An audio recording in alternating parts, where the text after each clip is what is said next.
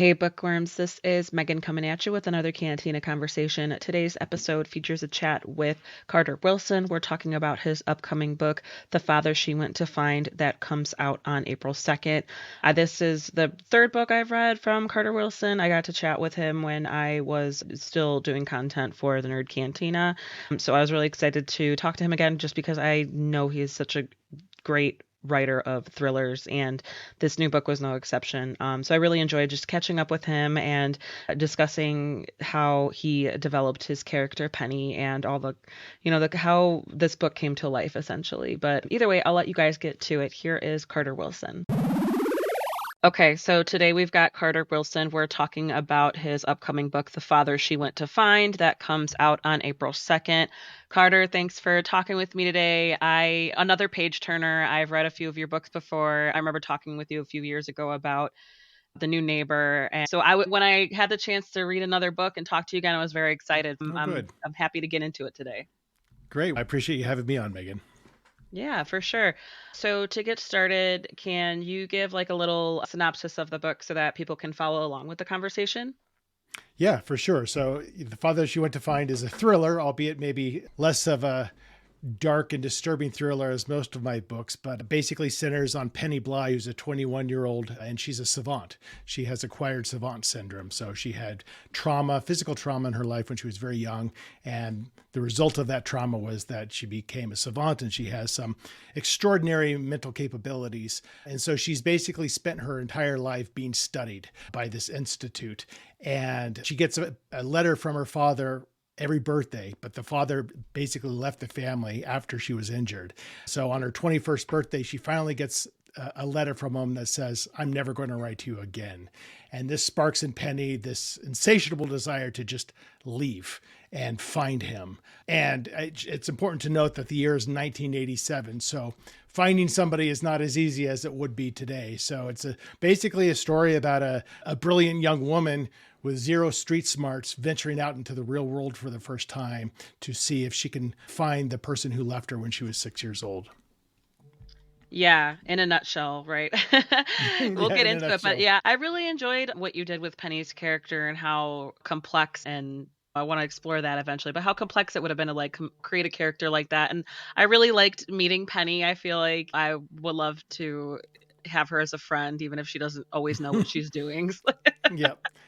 Yeah, Penny's an interesting person because in most of my books, I don't outline. In most of my books, I just think of an opening scene that is entertaining to me, and then I just follow that scene and see where it takes me. And in the case of The Father She Went to Find, this was my pandemic book. And I don't know if you've talked to other authors about their pandemic book, but it's a different beast. People were in a different mindset, clearly, and authors were no exception. And so for me, it was a yearning of nostalgia. But in the case of Penny, I didn't think of a scene. I thought of this person just kept coming to me. And I didn't know. All I knew was that she was 21 and that she was a savant. That's all I knew. But I just, for like probably 6 months, I just kept thinking about her. I didn't write anything down. And then when it was time to write the book, I'm like, okay, let's see what this person is all about. Yeah. Hopping off of that, what kind of research did you like? How did you tackle just fully developing her and figuring out? Because she's pretty complex. She's a little quirky. She's got these particular very specialized skills that came to her as a result of that accident. So I just want to explore like how any research involved, maybe something that you were surprising to learn as you were trying to figure out just really fully develop her as your main character. Yeah, it was tough. And I made a lot of mistakes along the way. I think it's important to differentiate acquired savant syndrome from just savantism. Savantism is rare, but it's way more common than acquired savant syndrome. And savantism itself is often hand in hand with like autism, for example, and it's something you're born with at birth. And in Penny's case, Penny had head trauma, and that gave her savantism, and that's exceptionally rare. That's, I noted in the book several times, one of 75 in the world. So in terms of research, there's not a ton of information out there specifically about acquired savant syndrome, but there was enough for me to understand like some of the possible traits that they may have. And they share some traits with people who were born with autism, or with savantism, which is yeah, an inability to really make eye contact. A lot of those things that you would think of if you think about Rain Man, for example, a lot of those characteristics. But it also gave me license to think about what other things might she have and might she be good at, and other things that she might not be good at. So research was one challenge. The biggest challenge for me was, as somebody who writes primarily first person present tense, I didn't know if I could get into the head of somebody like Penny because she's so unique. So I wrote the entire manuscript third person past tense, and lots of discussions with my editor, and my voice wasn't there. And so I ended up rewriting the entire thing first person present tense. Then we're like, oh, there she is.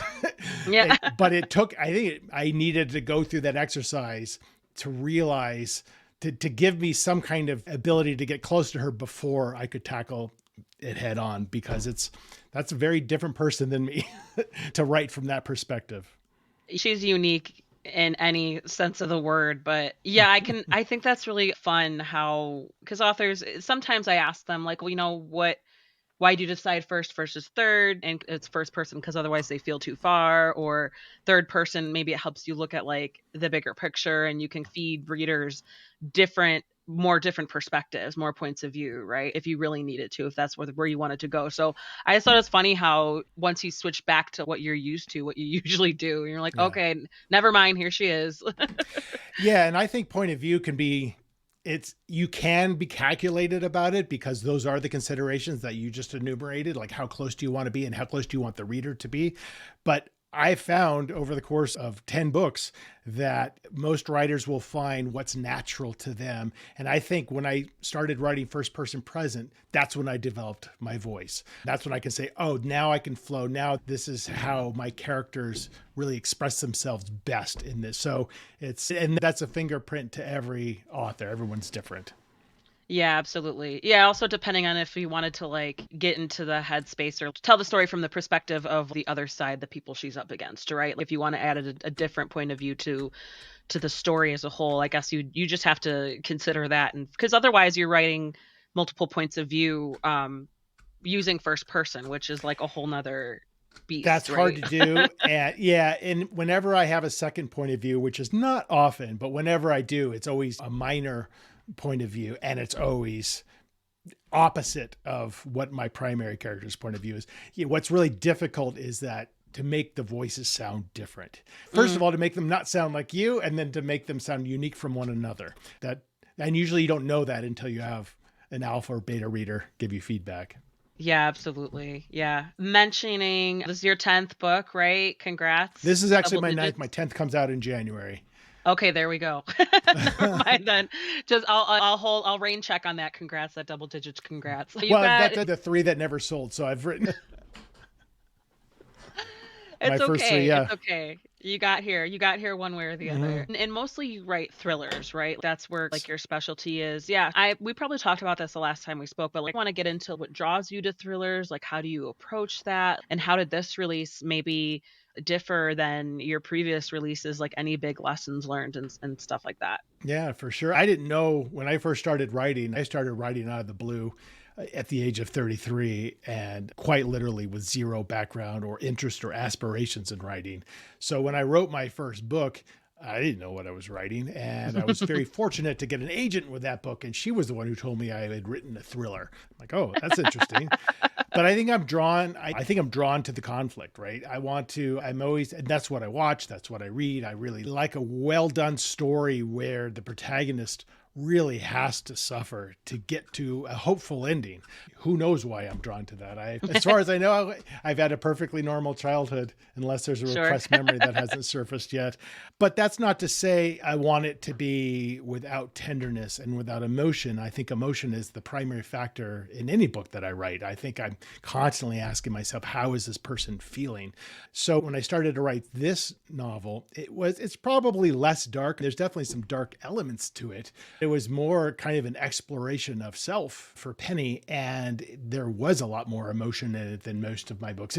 Even though Penny's not a very emotional person, I had to make sure that it wasn't too much of a road trippy coming of age story.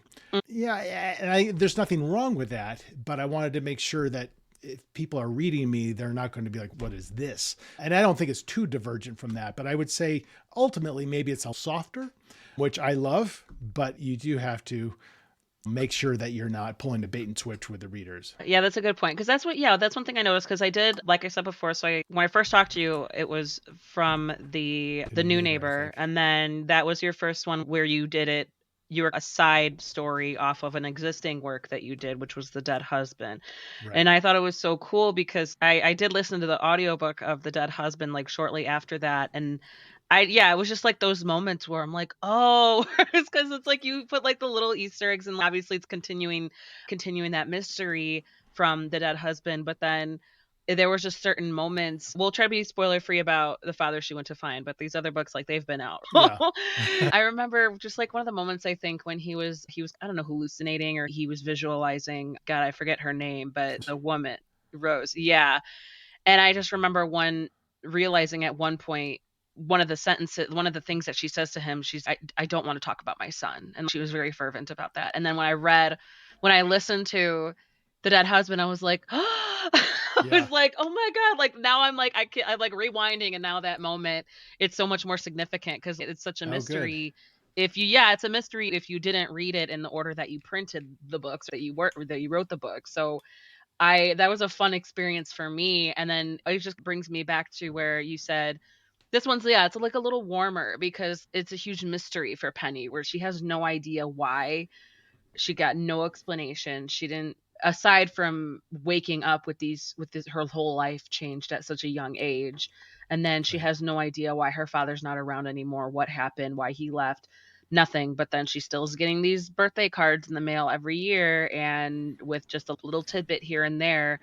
And there's that emotional aspect to it. And it's kind of, with the thriller aspect of it, the road trip part, like, you still want it to have you there still needs to be some stakes, right? There still needs Right. to be something that's like raising the risk and making her go through this huge transformation in a short amount of time, because whatever the last 10 or so years of her life, she's just been very isolated. And she does pretty well for herself, but I mean, she has to, because she's finding herself in these situations, she's getting into like trouble that she didn't even think was possible, and she's like encountering all of these different types of people who aren't doctors, who aren't like institute staff. And Mm. she's getting a really like a crash course rude awakening. But it's still as dangerous as the situations you put her in. I agree that there's still that warmth to it. There's still that emotion to it. And I don't know if it's because, is she like one of the on the younger side of your main characters that you wrote? Because I'm wondering if Yeah, that for sure. had anything to do with it. I had one other book where the characters were that young, but generally speaking, yeah, she's one of the youngest. And it's a balancing act because I love the duality of one of the smartest people in the world, but that might not be enough to save her in the real world. But you have to make sure she's not making so many stupid decisions that readers are just like, oh my God, what are you, an idiot? It has to be realistic. It has to be like, yeah, this person is profoundly naive, but she is brilliant. And so how do Mhm. you manage in the real world? And I realized about 80% of the way in, I'm like, oh, this is a story about of a fear of abandonment. That's what hit me. Like, her compulsion to find her father outweighs all of the risks that she knows, because she's always had this fear of abandonment since he left. And then in the opening chapters, her doctor says, I'm changing jobs. I'm not going to be your doctor, that I've been your primary caregiver as a doctor for 14 years. That's what sets her on this whole trip, is just, she's finding agency for the first time. I'm not being left. I am going out to find. Yeah, where she's no, I'm gonna be proactive. I'm gonna take control. Like, otherwise, she can't, like, she doesn't have control over her longtime doctor finding another job, right? She has no control over Right. that. So she can't stop him as much as she tried to convince him, wait a second, why Right. are you doing this? Why are you doing this to me? And he's just, what, you're fine. This is a better position for me, blah, blah, blah. He's got to worry about himself, right? But yeah, and that's a great way to open it, because then, like, as we get to know Penny, the readers get to know Penny, just like, oh, doctor, why'd you do that to her? Like, why wouldn't you Yeah. just stay? Like, poor girl. Yeah. And then that kind of like when her growing friendship with Travis, where certain that one incident that sends off the chain of events where, he was scared, and then she mentioned it to him, like, when they reconvened, she mentioned it to him multiple times, like, "Why did you do that? Why did you do that? Like, you left me." And he's I'm like, "I understand both," because he's like, "Oh, I don't know, I was scared, blah blah blah. I thought you left too." And he just left on foot. I don't know. So it was like, that was a fun situation, I think. Not a fun situation. It was interesting to see how she handles it like another time, and the fact that he eventually cat they eventually she can confront him about it. I think that also helps her to grow and understand it, like the growth that she has to go through, and then her Right. understand like just human nature, I think. Yeah, and I think the road trip element of it I love, but that's a challenge too because you have to make sure road trips are full of random events, right? But you have to make sure it can't be so random that people are like, okay, she's just on a road trip. Like things have to Yeah. connect together, but they have to do it in a believable way. So that was definitely a challenge as well. Lots of edits Yeah. on this book, Okay. is what I'm It trying to all say. came. Yeah, no, hey, you got there, because it was, I would say it's definitely worth it. You needed to do what needed to be done for it to turn out as well as it did, because I think, Thank you. yeah, no, I really enjoyed this one. It sucked me in, and all the characters, even the messed up characters, I really enjoyed learning them and getting to know them and seeing what was going to happen next. And I was involved. I was like engaged and invested in Penny's outcome. I was rooting for her the whole way, and I was just like, anything that happened to her, I was like, okay, how's she going to get out of this one? How is she going to do Yeah. it? But kudos to you for figuring it out. So one thing I've noticed, at least, and we can explore this some more. So, like parent child relationships, because something, at least in the three books that I've read of yours so far, I don't want to say you go all over the place with it, but I think it's an interesting thing to touch upon. I think with Marlowe, and he was like a single dad, did it like his approach to parenting before and after he lost his wife, and then like with the Hold the Dead Husband with Rose, like her dad was, we could get into it, but because her dad was, Yeah. the whole family was questionable and like had, Questionable. Yeah. yeah, like how she handled her situation going forward, and why even as a reader, I was, oh, what did you do? You did something, didn't you? So yes and no.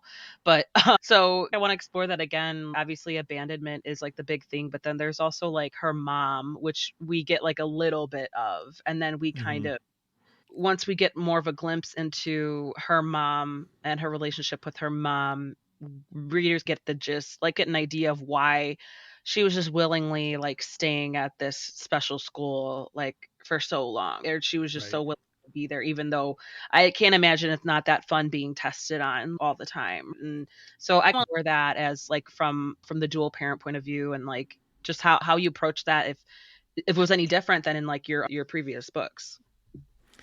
Yeah, I do write about a lot of very twisted and messed up families, much to my mother's chagrin, because I simply think it's more interesting. I think but on the other hand, I have many books where there's a parent who's excessively nurturing and supportive. And my book coming out next year is like that. And Marlowe's father was like that a little bit. So I don't think it's changed a whole lot, but I really wanted to show that Penny really didn't have any reason to stay and that she's just realizing it. Really, her time at the Institute was both her school and her family in a way. They were the ones who were giving her the nurturing that she needed in as much as they possibly could, and in as much as she had the empathy to be able to absorb that. But when she went home, it was like she was the parent basically, and her mother was just a mess and opportunistic. And I just wanted, but that's not without cause. It's very important to me that every character has a reason for what they're doing. That mother ends up having a very good reason for being the way that she is. She's not just some random drunk. Things have Yeah. happened in the past. And so I love having that as a layer of what did happen, because any of us could go in any number of directions, any certain types of circumstances. And I love exploring what happens when those circumstances are pretty bad. So that was the case with Penny's mom for sure. Yeah, because obviously when we first read, at least for me as the reader, I can't talk for the whole all readers in general, but at least for me, I remember just coming across it and saying like, seeing that as the reason and almost just writing her off. Okay, like obviously Penny is on her own, and she's well aware of the problem. She doesn't have high expectations for how her mother might carry herself or how she might behave. And then it isn't until later when we get to the spoilery territory where the readers, like, we find out more and the larger implications of it, where it just, and then that it still just makes it so much more heartbreaking because that just, like, Yeah. for both of her parents, because it's now then you maybe, I guess I could still sympathize with her mother even before I got that far into the story, but I think it was also just easier for me to be like, okay, Yeah. fine, I get it, okay, let's move on, like, sure, Petty, I get it, let's go get your dad, like, Right. and then when you find out the like the truth of it all, it's just, it's heartbreaking on both accounts, like, it's the very, like, Totally. statements that the realizations that she comes to. Yeah, and I think the last thing you ever want is a two-dimensional character who's just it's so easy to identify, right? When there's that character in the book who's minor and you can tell they serve just to advance the plot because, oh, you're supposed to hate this character and that's good because it makes you love the main character more or whatever it is. That is very boring to me. Hmm. Even if somebody is delivering your newspaper and there's a scene with that newspaper delivery person, there's got to be a meaning and there's got to be a real humanity to that person, whatever that humanity is. So I would never want certainly somebody like a parent to be just this plastic character. So it was very important that Penny's mom, there was a maybe not a method to her madness, but there was an explanation for her brokenness. And I think that's because it makes the book more meaningful. I think it's more fun to write if it's sure. It did. It, yeah, like, I'll probably be all over the place and I'll also repeat myself. That's exactly that sentiment where I got to that part and I was just like, okay, I didn't expect that hit to be coming. Like, that for you to pull those certain heartstrings. I did not expect it because it seemingly came out of nowhere until, I don't know, maybe like another reread or something. But even then, it was just, we're so invested in Penny's outcome, and then once we get to it, we're like, oh, holy shit, like, girl, oh my god, this is heartbreaking. I Yeah. just wanted to give her a hug and tell her that she's perfect just the way she is, and, like, Yep. I'm proud of you, Penny, you did it. Yeah, yeah, good. That's exactly the reaction that I was hoping for. Because that's There you really, go. when I write a book for myself. I don't really think about anybody else. Once in a while, I'll hear my agent or my editor in my head saying, "This is stupid. Do something else." Mm. Um, but I because I don't outline, I don't know what happens next, and so I write for the pure joy of it. I want to sit down. And what happens today, I have no idea. So I want it to be heartbreaking and exciting and thrilling for me as well. And then hope that when I'm done, other people will find it the same way, but you never know. So all you can really do is write for yourself because otherwise, where's the joy in it at all? Yeah. Yeah, that's common amongst writers, I think. I'll ask them same question, like, what draws you to mystery? And a lot of them say Agatha Christie. I just loved her books, and I just, they write what they like to read, what they enjoy, which makes so much sense because then it's, if you're not enjoying what you're writing, you're going to be able to, the readers are going to be able to tell, right? Yeah, And you're going to be able to tell. Like, the story right. will just not be there. Right. And And I think you mhm. find out what you're good at over time. I know a lot of authors try different things and then they realize, oh, this is what I'm drawn to. It's so interesting. Not that I've ever tried to write romance or anything like that, but I can tell you, were I to do that, I'd probably be absolutely terrible at it. That's just not where my emotional heart lies. And some people are phenomenal at it. And there's some amazing romance books out there, but yeah, everyone's got their sweet spot. And it takes a long time to figure out what it is. Yeah, I know. And that's why I like those cute little moments between Penny and Travis. I think that it really, I think I just, because I've talked to you before, so I can, like, and I know, like, your background is mostly thrillers and stuff. So I think those little romantic moments, like the brief ones, the really innocent ones, I thought that was, like, adorable because it's, if he's not, this isn't his jam, but, like, Penny is not, she's not well versed in that type of the social interaction or picking up on those little nuances of flirting or Right. just intimacy. Like, she just says, I'm going to kiss you now. I just figured I'd let you know instead of just doing it. And Travis is like, people usually just do it." Like, she, Right. But it's it's funny. so And it's, adorable. So much sense how, like, that, like, your kind of view on it would fit into her as a character. yeah, and it's not a calculated, I'm going to try to make this a cute. It's what would she say? This is absolutely what she would say because I've gotten to know her so well. And again, not being calculated, but you do need those moments where you can step back a little bit and take a breath and let them be just kids. Yeah. before they get thrown into the next thing. So it is kind of a pacing consideration too, although I never think about it that way. But when I go back and look at it, sometimes I'll be like, oh, I feel like I need some kind of air here for a few minutes. So sometimes I'll write something like that in just to let it breathe a little bit. Yeah.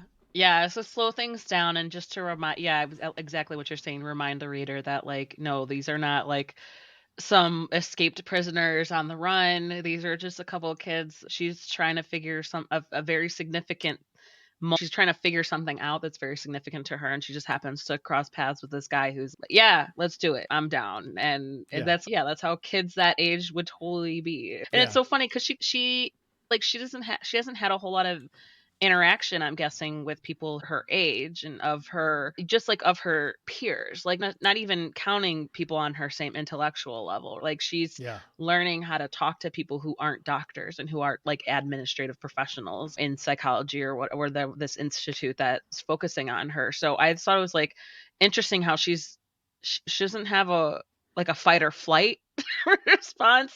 She doesn't like, she's obviously calculating the situation, but with that first incident, she just like, why are you walking towards the danger? Like, why are you, or she's just taking it like, I guess I just didn't feel that fear only in those certain moments where she does make decisions that end up saving her and helps her to plan ahead a little bit. But other than that, she didn't seem, she just seemed to very much observe and take it in before those like primal instincts kicked in. Like she's more curious and she'd never been in these situations before. And it's like, girl, Right. like, Yeah, and it's not that she's fearless; it's mostly she's ignorant. yeah. Despite all her smarts, she, like you said, she'd never been in those situations, so you haven't developed those instincts. And there's a scene, I honestly don't remember if it's still in the book or not, but there's a scene where she goes, and of course it was the 80s, so I had a scene where she goes to the mall and she goes to an arcade, and and it might still be in there, and if it is, it's a much shorter scene than it used to be, because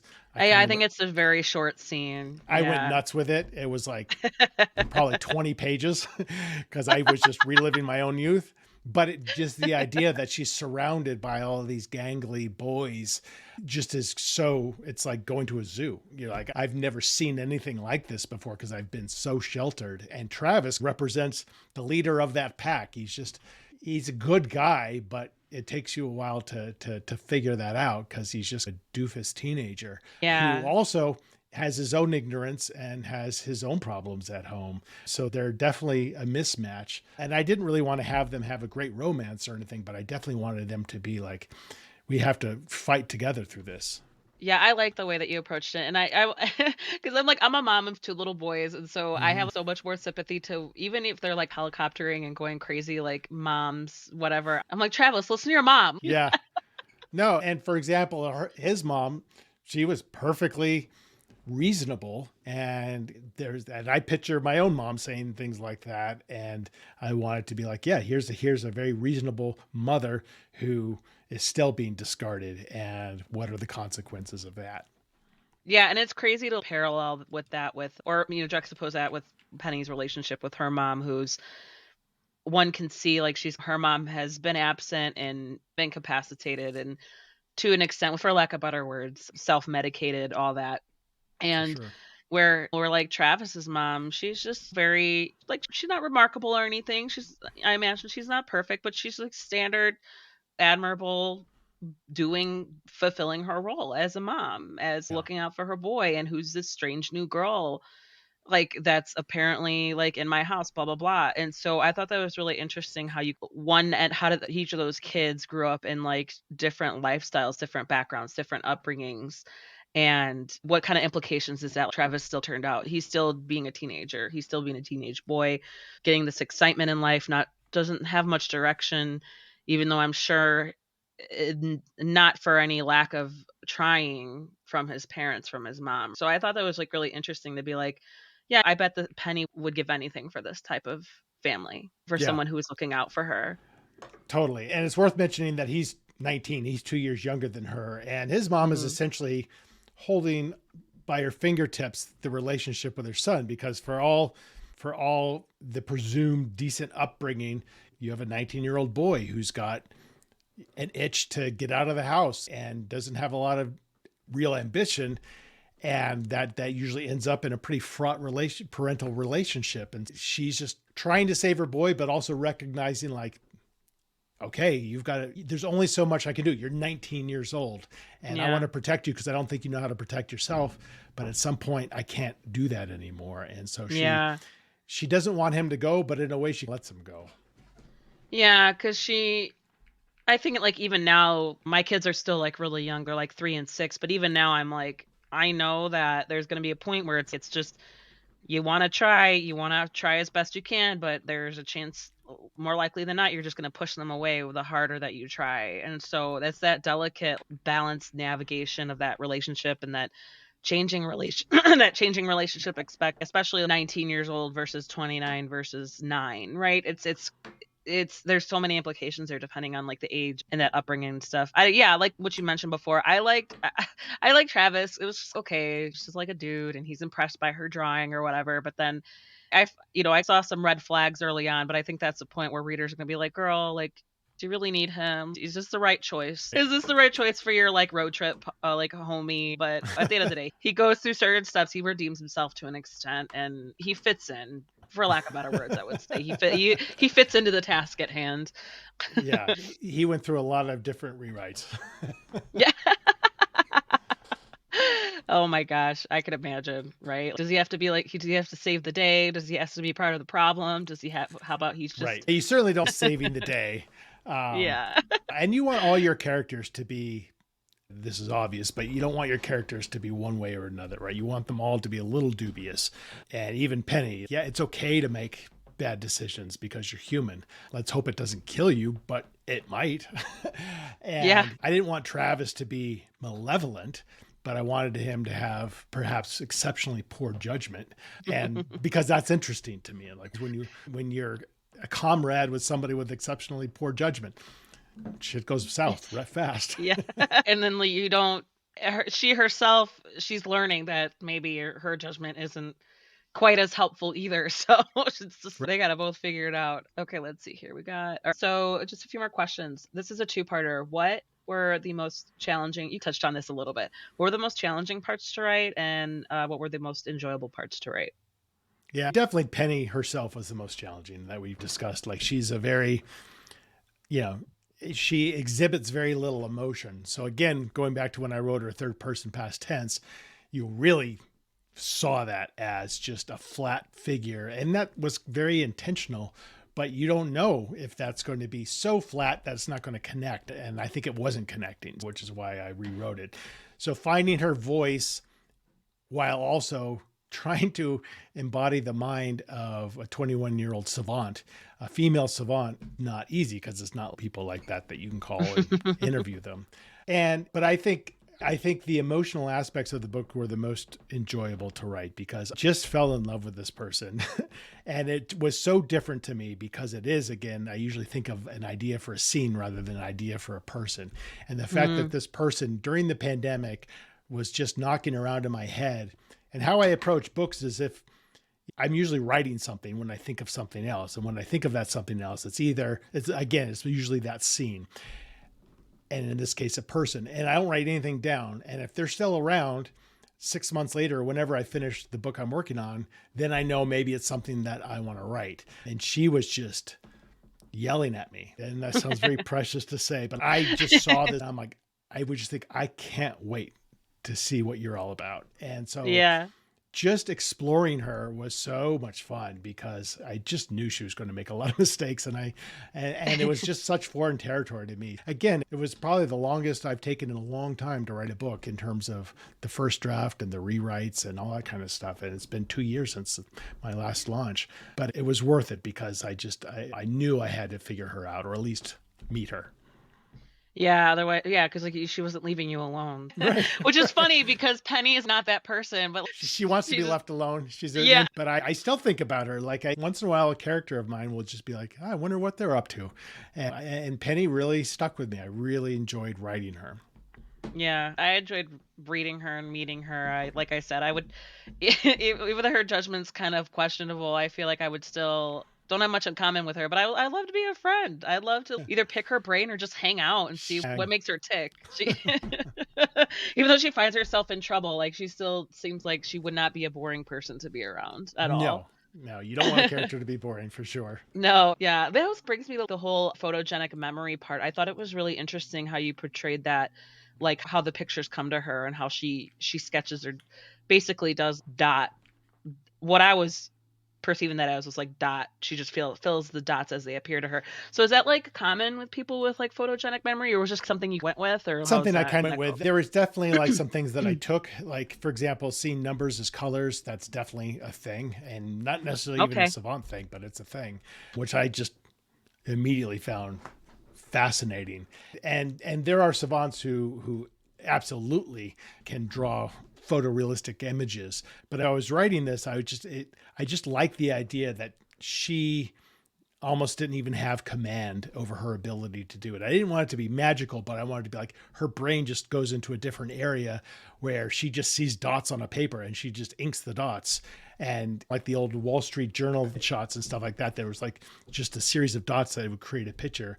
And I just like that idea. And I'm like, because I didn't want her to be in command of everything. I just wanted to be like, this is who I am now. It's like an Yeah. athlete who just has natural ability. They can't necessarily explain it, but they can do it. So I just pursued that with her. Yeah. Yeah, I thought, yeah, I just thought it was like really interesting because I always wonder how that works with people's brains who have that just specialized, accurate command of like memory and that all the other things where she was like, trust me, I couldn't forget anything if I tried. She's I have no control over the fact that I remember what I ate for lunch 4 years ago. Also Things a like, curse, right? yeah. You don't Mm-hmm. necessarily want that, but that's who you are as a Yeah. person. And you have to just, and she doesn't know anything else really, because she, at the time before she was 6 very well, she has very watery memories of that time. All she's known is who she is now. You just, Yeah, I know. She's just reluctantly accepting it, and one way or the other, she used it yeah, to her advantage. yeah. Like, she had to figure it out. Okay, so what I'm gonna throw this at you. What advice do you have for Penny? What advice do you have for Travis? Oh, I think for Penny, it's what she learned is trust your instincts. And when you grow up, not really given the chance to have any instincts, there's still something there, and she learns to trust them. So I love the fact, and I know the ending is a little bit vague, but I love the fact that it's just like she broke out of a shell for better, for worse. It's you have this one life, and are you going to spend all of it in an institute? Or are you going to maybe cut it short by taking huge risks, but at least live? So I think for her, trusting her instincts, Travis grows up real fast. So I don't know what advice I would have for Travis. I would think it would be to like step back a little bit and reassess and not be so impulsive and not be you think about others more than you think about yourself. And I think he learned to do that. That was not in his nature to do. No. I know, right? It's what should you share advice at the beginning of the book or at the end of the book? Because they would be very two Right, words of right. Because advice, you do right? want them to have gone through something where they're. I don't really believe in the notion that all your characters have to have changed by the end. I think whatever is organically happens is the best answer to that. But in this case, they have changed. There's no way they could not have changed because they've been through so much. But that doesn't mean that they know the answers now. It just means that they're Hmm. one rung up the ladder from where they were. Yeah, I like that. I like that phrase. It's like they're not quite there, but they're farther along than they were Right. before. Their journey is just starting. Yeah. Okay. So, what's next for you? Are you working? You mentioned it. You're working on a book that can you talk about it without getting in trouble? I can, yeah, for sure. I mean, I finished this book, this huge labor of love, and I decided, like in my mind, I'm like, I want to write something crazy intense, scary, just in your face. And so that begat the book, which is called Tell Me What You Did, which is essentially about a 30-year-old woman who has stumbled through life and has become a hugely successful true crime podcast host where she interviews people and they confess to different crimes to her. Mm. And she has a guest one day who says, I murdered your mother. Oh, And Jesus. this woman's mother had indeed died 17 years earlier and was actually murdered in front of her. So it becomes this whole book about, is this really the person who is he really who he says he is, and what is this woman going to do about it? So it's really intense and I love it.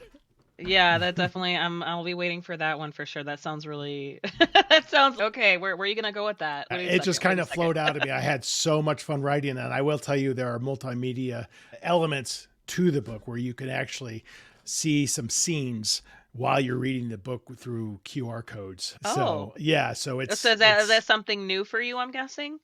yeah, I just made it up. I was writing this and I'm like, I want to see what this person looks like. And so I hired an actress to do some Okay. scenes for me. And you don't lose anything if you don't watch the scenes, because they're essentially the scene that you just read. But if you want to see what she looks like and if you want to watch the abject fear on her face, then you can scan the QR code. That's really cool. Oh, that's good. That would be so much fun for when you like promote it and stuff. Like you can there's things that you can share with people to hype up the book if the whole premise doesn't hype it up enough. Yeah, I think so. So I'm nothing else that entertained me, and Yeah, my publisher didn't have a problem putting it in. So I'm like, cool, let's do it. there you go. As long as they don't tell you. Right. Okay, so Carter Wilson, where can we find you online and on social media? Yep. You can just go to carterwilson.com and it's got all my social media links in there, and event dates and books and podcasts and all that kind of stuff. Perfect. Perfect. Okay. Carter Wilson, The Father She Went to Find, that comes out on April 2nd. Thank you so much. Always a joy. You're like one of the authors where I'm like, I'm always going to be keeping my eye on you because I haven't had a bad experience with any of your work so far. And feel free to come back and I can gush about your work some more. Always a pleasure, Megan. I really appreciate it. And there you go. That was Carter Wilson talking about The Father She Went to Find. That comes out on April 2nd. Check out the show notes for links to find Carter online and on social media and where you can buy the book. I definitely recommend this one for those who really enjoy thrillers. Like I said, Carter is very good at writing that genre, and I have not been disappointed by any of his work so far. So I definitely recommend it. 5 stars from me. If you are needing some book recommendations, go ahead and check out my book reviews on cantinabookclub.com.